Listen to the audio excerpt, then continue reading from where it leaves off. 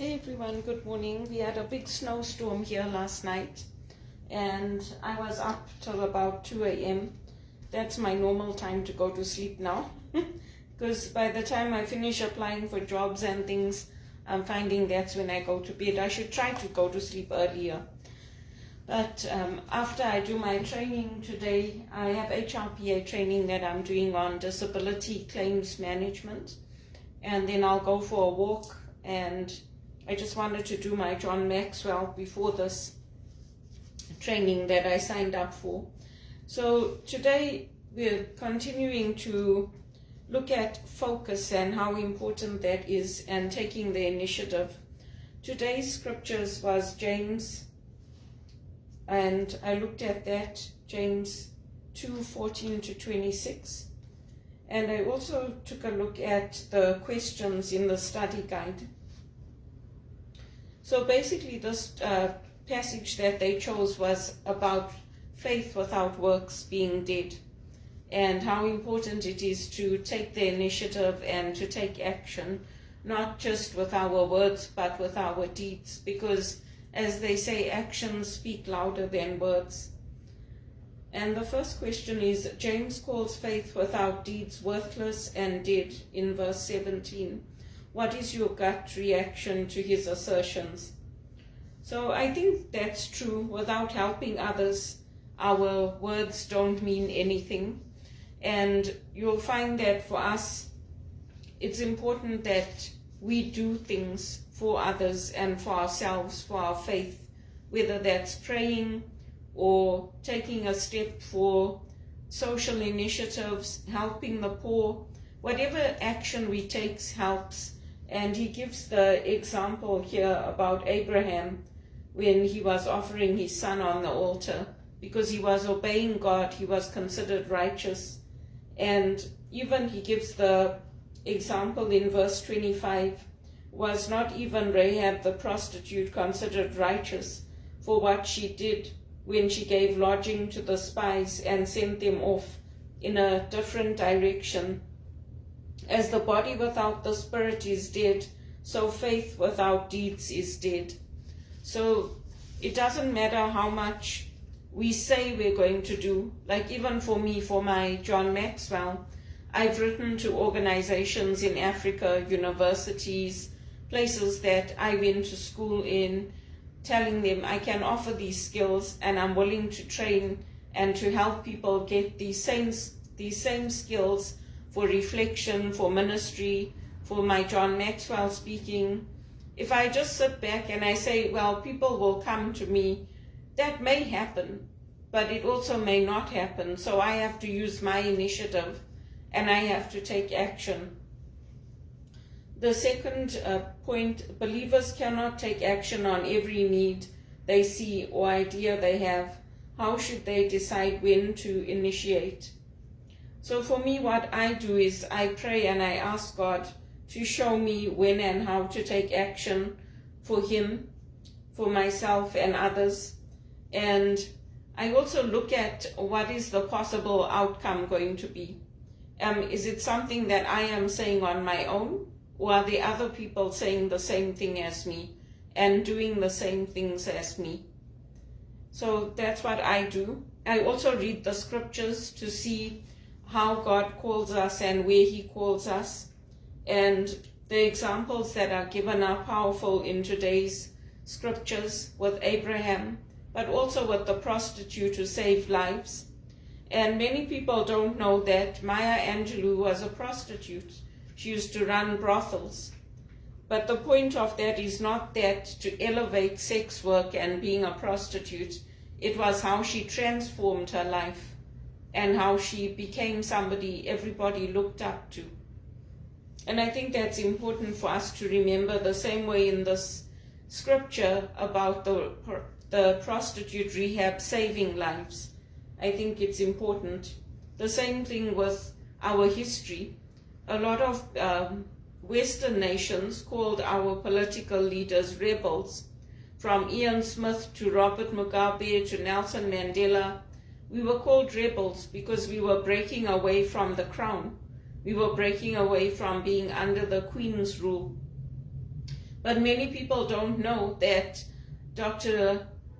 Nujoma actually proposed to Queen Elizabeth, the leader who passed away in Namibia. So we consider ourselves equal. We don't consider ourselves rebels. Our desire is to be in service of the Lord, and whatever gifts and talents He gives us, to use those and to use them to build up God's kingdom.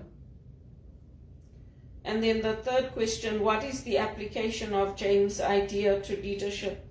How should a leader decide when to translate an idea into action through initiative? So we have God's scriptures to guide us, to assess what's right and what's wrong, what's good and what's evil, and what is going to bring people back to God or to turn people away from God.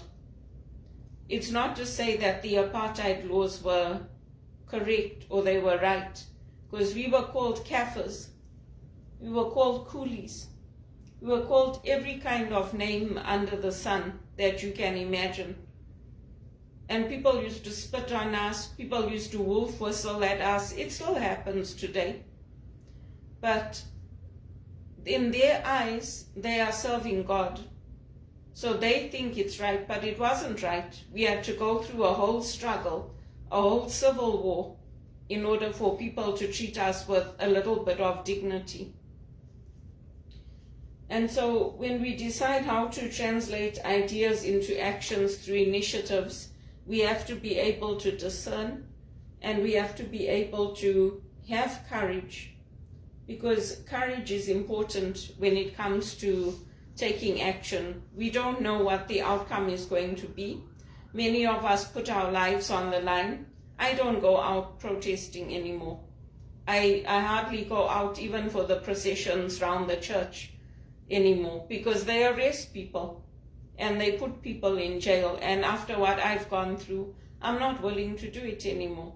But there are people who still go out, they protest, they do the large processions. I have done it here in Canada, but I've decided I'm not doing it anymore. I join with others in writing emails, in taking direction from the church, and also for my own life, I take initiative when something is personal, when something affects me.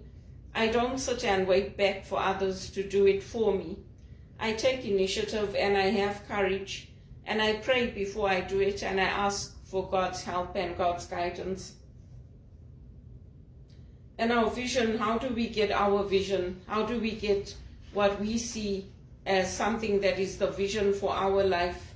We have to reflect, we have to discern, and we can ask ourselves, like I ask myself, how can I be the one to be loving, to save lives, to use my skills, to draw others back to the Lord, and to watch my heart? And that's why for us as Catholics, we have the daily examen, where we can see what emotions are coming up for us, what is our thought process, why are we doing what we're doing. And that's what we can use to help us in our daily life. Even doing something like this, it's a good way to reflect on the role of vision and to look at these passages and the different experiences of vision that came up for these leaders. Noah giving the direct message from God on building the ark and looking at what was happening around him, the evil that was being committed. Isaiah's literal experience and his reaction to it, being his lips being touched by the coal and his guilt being taken away. And James seeing the practical needs and responding to it.